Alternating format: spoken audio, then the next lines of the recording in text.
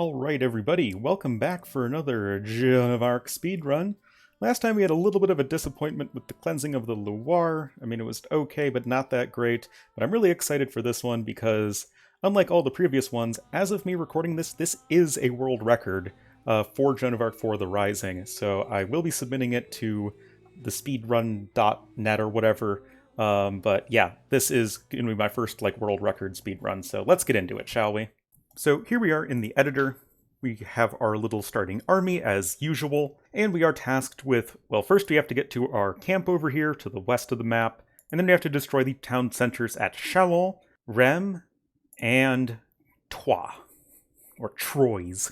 So to do this quickly, we're first going to need to send our scouts over to the, our base just to get it away from Gaia's hands, and then we can get it ourselves. So to do this quickly, the scouts will go first, and we'll send one scout a little ways to the north, and that will attract the attention of this patrolling scout from the English guards. And this is important because otherwise, if you just send a scout straight on through, this scout will follow you, and then the entire army here will follow you, and that's no good. So if you lure the scout over here by sending one of your scouts this way, then no one else will follow. And then you can send your other scout pretty much right down the middle, and this will get you to your base as quickly as possible. While this is going on, you just send everyone else over. You can just send them all over in one big group. It doesn't really matter. You can't really do anything offensive until the monks get there, and they're the slowest unit. However, once we get this base, the villagers will automatically have 2 go to gold, 2 go to the forage bushes, and 2 go to the lumber camp over here. We're going to let the gold villagers go towards the mining camp, but we're going to immediately task the villagers who would gather from the forage bushes over to gathering wood, because we need wood for rams. Seem familiar? So 4 villagers will go to the wood, and then we'll queue up as many villagers as we can with the food that we're given. And then one of the villagers that are going to gold, we're going to build a siege workshop over here immediately. This is as close as you can build a siege workshop that isn't actively in the enemy's base. So while all of that's going on, oh yeah, also the enemy scout from the English guards will follow you, so you can just kill that with your crossbowmen and your scouts or whatever. That's no big deal. While everyone else, though, is trying to catch up, and kind of probably hanging up around here, it doesn't really matter that this tower is here, by the way, to just shoot you a little bit and you can heal them up. But we'll send one of our scouts, and they will attack a stable. I guess that they build the stable, but there's going to be a stable right here, and you'll smack it once with your scout cavalry, and this will aggro the knights. Now, because we don't have time to train any actual units, getting 2 of these knights converted is really useful in terms of bolstering our attack strength. So yeah, we'll bait the knights on over, and then the monks will be getting here along with everyone else. They will convert 2 of the knights, you will kill the other 2 knights, and then you will go on your merry way to attack Chalon's town center. Also, you'll be building a ram as quickly as possible, and once the ram pops out, you'll garrison your 4 men-at-arms that you start with. And that will, trundle towards the town center and, take that down as quickly as possible.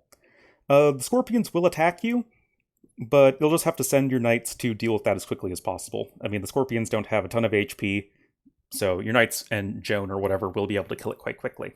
At this point, you should have enough resources for another ram, and so once you create the second ram, or start creating the second ram, then you take all of your villagers, and you pull them up with you, because then the English guards will attack you, and then you'll lose all your villagers anyway. You don't really even need them for anything else, regardless, because you can't train anything else. At least not in time. So now you have pretty much your entire army over here, as well as all of your villagers. Really, you have all of your population over here. And you'll now split them up. Your monks, your knights, well, really all of your cavalry, your knights, scouts, Joan, and the garrisoned ram will be going over this way. You'll wait a hot second because the monks will need to heal up some of your injured units, because going into ram is pretty much a gauntlet. But everybody else, the ungarrisoned ram, which it would be your second ram, all of your villagers and your crossbowmen will be wandering towards Troyes. So once, you're about here with your crossbowmen and I guess some of your villagers, then you can send one scout, your fastest unit of course. They'll smack this gate twice, and this will bait out the entire army here from Rem. Then you'll send the scout across the entire map. You need to make sure the scout doesn't die, otherwise the units from Rem will stop and start attacking the rest of your army. Meanwhile, you'll have your knights and ram over here waiting, and then once these longbowmen go through this gate, you can send everybody up this way, and then just go for the town center. Once the crossbowmen get here, they can deal with any of the remaining units that Troyes has, and your villagers will have to wait a little bit. You kind of just have to wait for the ram to trundle on up. But once the ram gets there, the castle will start aggroing on the ram, and then you can send your villagers in to help with whatever damage they can, and also use your crossbowmen. Any random units that come out, like an occasional spearman or scout or whatever, you can just have your crossbowmen kill. And then when you're sending everyone up over here, you're just pretty much beelining right for the town center, and then just trying to take that down as quickly as possible. Because once you destroy the town centers, then the city will ally with you. So, like, even if we have units in peril, which is going to be the case here, then you're still going to be fine. But yet, other than that, that's pretty much it. Pretty straightforward scenario. But yeah, I will now show you my, as of recording this, my world record run. Feels good, man. Okay, here we are. Now, this is a world record and complies to all of the rules from AoE2 speedruns. So this is, I think, about as official as you can get. You can see that we're baiting the one scout of the enemies with our scout to the north, and we're just running through with our other scout, which is going to be taking a slightly more efficient path to our town. Don't care too much about the arrow fire. We just really want to get to villagers gathering resources as quickly as possible, sending the 2 villagers over to wood, and sending the 1 villager over to build the siege workshop. Just kill that 1 scout with whatever units you have on hand. Lost that crossbowman for a second. Anyway, siege workshop coming in. And this run is, like, by no means perfect. I definitely have some small mistakes here and there.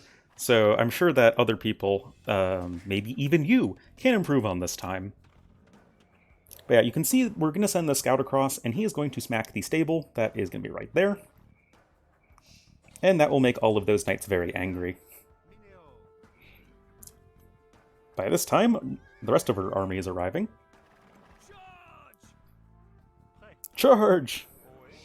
But yeah, we'll convert 2 of the knights, just bait them around with our scout cavalry, and then we'll use the rest of our knights to kill their knights. The crossbowman will help out a little bit as well. And I know, like, I'm just noticing now, there we go, that I built a ram a little late. Like, it could be even, faster, right?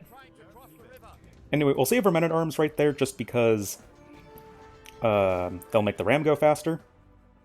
But send everyone else on over. And just have them all go after the town center. There you go.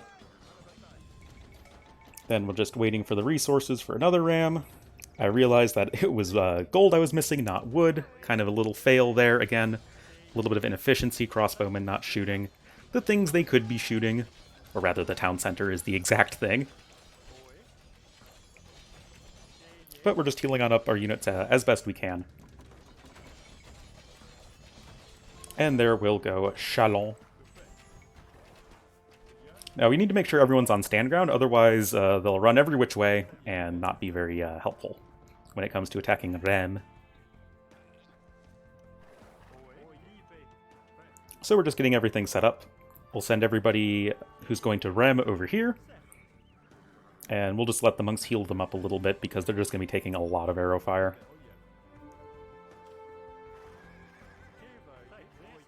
So yeah, heal everyone on up. Getting a scout separated so that he'll be the one who distracts everybody. Crossbowman will clean up all those random spearmen and whatnot. And so it's time to go.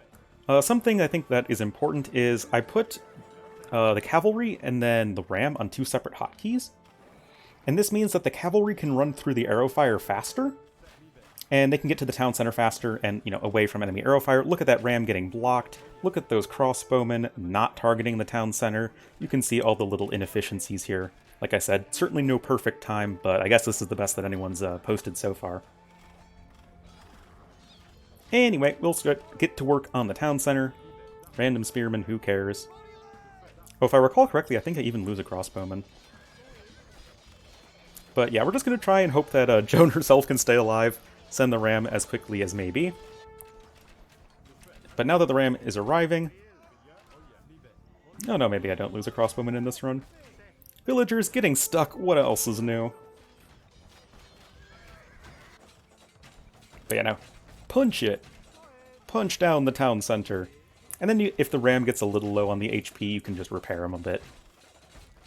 It shouldn't be too much of an issue, but just in case, right? Anyway, Rem is liberated at this point. And Trois should be following shortly thereafter. And there you go. And for some reason, although in terms of actually winning the scenario, I won just before 9 minutes, it takes forever for them to, resign and for me to win the scenario. But such is life. But there we go, as you can see up at the top, 9 minutes and 20 seconds on fast speed, as I am jubilantly circling my time there. So yeah, that was my first world record for speedrunning for Joan of Arc for The Rising. So definitely leave a like if you enjoyed. I'm definitely pretty proud of this one. By the time you're watching this video, maybe someone else will have reclaimed the world record. So, I mean, it's not like it's going to last forever or anything. But yeah, hope you guys enjoyed, and I'll see you next time for Paris.